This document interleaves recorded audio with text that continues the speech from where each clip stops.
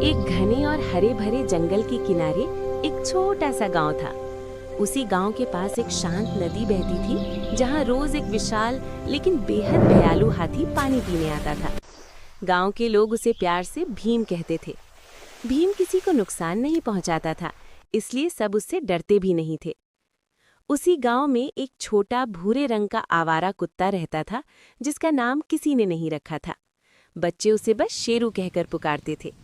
शेरू चंचल था, लेकिन भूख और अकेलेपन से अक्सर उदास रहता था। एक दिन शेरू नदी किनारे खाना ढूंढते ढूंढते पहुंच गया। वहां उसने भीम को पानी पीते देखा। पहले तो शेरू डर गया, लेकिन भीम ने उसे देखकर अपनी सूंड से धीरे से पानी उछाल दिया, जैसे खेल रहा हो। शेरू चौंका, फिर भौंकने लगा।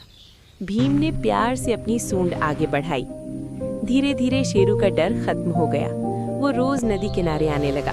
भीम भी उसका इंतजार करता। कभी वो शेरू के लिए पेड़ों से फल गिरा देता, तो कभी सूंड से उसे सहलाता। दोनों की अजीब लेकिन सच्ची दोस्ती हो गई। गांव वाले भी ये देखकर खुश होते थे। एक दिन जंगल में शिकारियों का एक दल आया। उन्होंने हाथी को पकड़ने के लिए नदी के पास गहरा गड्ढा खोदकर ऊपर घास डाल दी। शाम को जब भीम पानी पीने आया, तो वो उसी जाल में गिर गया। भारी शरीर होने के कारण वो बाहर नहीं निकल पा रहा था। भीम जोर जोर से चिंघाड़ने लगा, लेकिन आसपास कोई इंसान नहीं था। तभी शेरू वहां पहुंचा। उसने अपने दोस्त को गड्ढे में फंसा देखा तो जोर जोर से भौंकने लगा। वो गांव की ओर दौड़ा और लगातार भौंकता रहा। लोग समझ गए कि कुछ गड़बड़ है और शेरू के पीछे पीछे नदी तक पहुंच गए। गांव वालों ने मिलकर रस्सियां लाईं और बहुत मेहनत से भीम को गड्ढे से बाहर निकाला। शिकारियों की चाल नाकाम हो गई।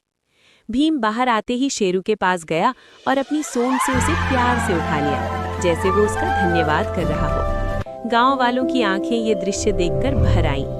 उस दिन से गांव में शेरू अब आवारा नहीं रहा। सब ने उसे अपनाया और वो भीम का सबसे खास दोस्त बन गया। सीख: सच्ची दोस्ती आकार, ताकत या जाति नहीं देखती। दिल से निभाई गई दोस्ती ही सबसे बड़ी होती है। कहानी कैसी लगी कमेंट्स जरूर करें। कहानी अच्छी लगे तो लाइक, शेयर और कमेंट्स कर देना दोस्तों। अच्छी कहानियों के लिए पेज को फॉलो कर लेना। कीमती समय निकालकर देखने के लिए धन्यवाद।